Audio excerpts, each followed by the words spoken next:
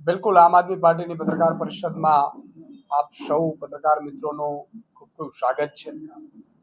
મિત્રો, જ્યારથી આમ આદમી પાર્ટીની સરકાર પંજાબમાં બની છે, લગભગ 4 વર્ષ અને 2 મહિના જેવું થવા જઈ રહ્યું છે, અને એમાં સ્થાનિક સ્વરાજ્યની ચૂંટણી, અર્બન અને સેમી અર્બનની ચૂંટણી એટલે કે નગરપાલિકા અને મહાનગરપાલિકાઓની ચૂંટણીઓમાં આમ આદમી પાર્ટીએ અરવિંદ કેજરીવાલજી ભગવત માન સાહેબની જોડીએ કમાલ કરી દીધી છે। પંજાબ વાસીઓએ ત્યારે વિધાનસભાની ચૂંટણીને હજુ 8 મહિના જેટલી વાર છે, 8-9 મહિના જેટલી, એ પહેલા જ પંજાબ વાસીઓએ કામની રાજનીતિ ઉપર મહોર મારી છે। અને કેવી રીતે મહોર મારી છે, અત્યાર સુધી રેકોર્ડ નહોતો એ પ્રકારે આમ આદમી પાર્ટીએ પંજાબમાં જીત હાંસલ કરી છે। હું તમામ આમ આદમી પાર્ટી સાથે સંકળાયેલા લોકો, કાર્યકર્તાઓ, માન સાહેબ, કેજરીવાલ સાહેબ અને પંજાબ વાસીઓનો ખૂબ ખૂબ આભાર માનું છું કે તમે કામની રાજનીતિને પસંદ કર્યું છે। એ બદલ તમારા ગુજરાતમાંથી પણ અમે કાર્યકર્તાઓ આભાર માનીએ છીએ। આજે તમે વિચાર કરો, પંજાબમાં ટોટલ અર્બન લોકલ બોડી ઇલેક્શનમાં 1975 સીટ ઉપર ચૂંટણી હતી, જેમાં 8 મ્યુનિસિપલ કોર્પોરેશન હતી, મ્યુનિસિપલ કાઉન્સિલ 75 હતી, નગર પંચાયત 20 હતી, અને યુએલબીમાં લગભગ આમ આદમી પાર્ટી મોટા ભાગે જીત હાંસલ કરી છે। પહેલી વખત પંજાબમાં, અત્યાર સુધી ગામડાઓમાં તો આમ આદમી પાર્ટીની બલ્લે બલ્લે હતી જ, ગ્રામ પંચાયતો, તાલુકા જિલ્લા પંચાયતો આમ આદમી પાર્ટીએ જીત હાંસલ બહુમતીથી કરી, ભારી બહુમતીથી કરી, પરંતુ પહેલી વખત શહેરના લોકોએ પણ બેલેટ પેપરથી થયેલ ચૂંટણીમાં શહેરી વર્ગે પણ, શહેરના લોકોએ પણ, મ્યુનિસિપલ કોર્પોરેશનોમાં પણ આમ આદમી પાર્ટીની 5 જેટલી કોર્પોરેશનો પૂર્ણ બહુમત છે અને એક હંગ બની છે, જેમાં પણ આમ આદમી પાર્ટીની બેસે એવી સ્થિતિ છે। અને જે કહેવાતી ઈડી પાર્ટી, એને લગભગ સીટો ઉપર જમાનત જપ્ત થઈ ચૂકી છે। તમે વિચાર કરો, પંજાબમાં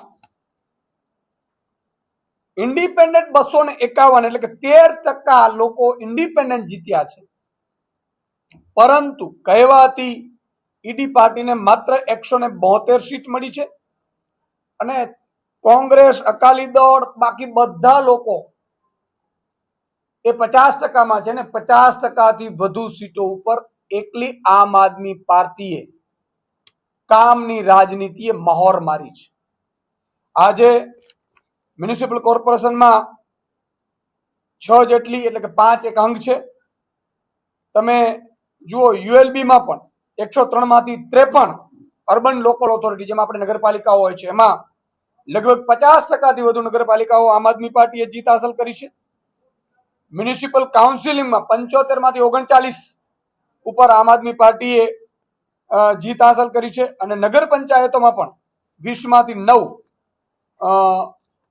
આમ આદમી પાર્ટીએ જીત હાંસલ કરી છે। એટલે તમે જો કુલ મળીને શહેરના લોકોને પણ સારી સ્કૂલ મળી, ત્યાં મહોલ્લા ક્લિનિક બન્યા, જે પ્રાઇવેટ સ્કૂલો જે લૂંટ ચલાવતી હતી એ બંધ થઈ, શહેરના લોકોને પણ 600 યુનિટ 2 મહિનાની 599 યુનિટ વીજળી ફ્રી મળી, એટલે મોંઘવારીમાંથી એને રાહત મળી। શહેરના લોકોએ પણ ભ્રષ્ટાચાર ખતમ થયો, એટલે એ લોકોએ પહેલી વખત પંજાબમાં આમ આદમી પાર્ટીના 5 થી વધુ મેયર બનવા જઈ રહ્યા છે। આ પહેલી વખત થઈ રહ્યું છે। એટલે ગુજરાતના શહેરીજનોને પણ વિનંતી કરીશ કે જેમ પંજાબના શહેરીજનોએ પણ પોતે મોંઘવારીમાંથી એની વીજળી બિલ ફ્રી થઈ તો એને પોતાને લાભ થયો, કોઈ નેતાના દીકરાને લાભ ન થયો। એમણે સ્કૂલ સારી બની તો તમે જેમ આપણે અમદાવાદ, વડોદરા, સુરત, રાજકોટમાં લાખ લાખ રૂપિયા ફી ભરીએ છીએ, અત્યારે પંજાબમાં શહેરોમાં સ્કૂલો સારી બનવા માંડી, અને સારી સારી ઇંગ્લિશ મીડિયમથી માંડીને તમામ સ્કૂલો છે એ સારી બની, એટલે એમની ફી બચવા માંડી, અને એટલા માટે એ લોકોએ આમ આદમી પાર્ટીને પસંદ કરી હતી એમણે કામ બતાવ્યું અને ફરીથી આમ આદમી પાર્ટીને પસંદ કરી છે શહેરી વર્ગે. એટલે હું ગુજરાતની જનતાને પણ વિનંતી કરું છું, એકવાર તમે પણ પીડિત ખૂબ છો, મને ખબર છે, અને સૌથી વધુ અહીંયા હિન્દુઓ ઉપર અત્યાચાર થાય છે. સૌથી વધુ હિન્દુઓ જે અત્યારે પીડાઈ રહ્યા છે, એમની પાસેથી શિક્ષણ ફી ને વીજળી બિલ ભારે આ બધું લેવાઈ રહ્યું છે.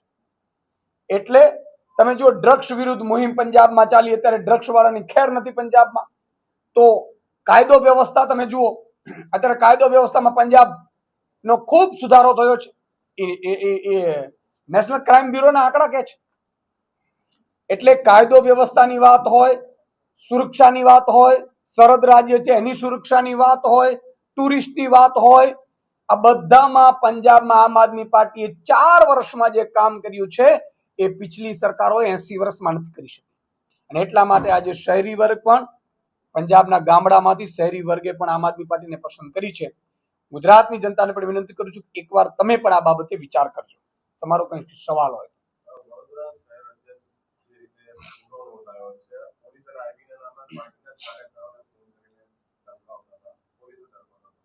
આ અમારા માટે પણ શોકિંગ છે. આ બાબત મારા ધ્યાન ઉપર આવી છે. મારી પ્રદેશની રાષ્ટ્રીય ટીમ સાથે પણ અમારે ચર્ચા થઈ છે, પરંતુ હજી કારણ કે એમની ધરપકડ થઈ ચૂકી છે એટલે મારે બહાર કંઈ વાત નથી થઈ.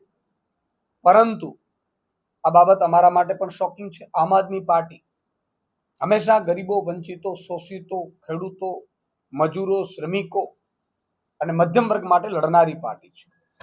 અમે હંમેશા જે ગુજરાતની જનતાના હક અને અવાજ માટે, એને હક અને અવાજ મળી રહે એટલા માટે અમારું કામ હોય છે. એટલે હજી આ વિગત વિચારાધીન છે. જ્યારે બહાર આવશે ત્યારે સંપૂર્ણ વિગત આવશે.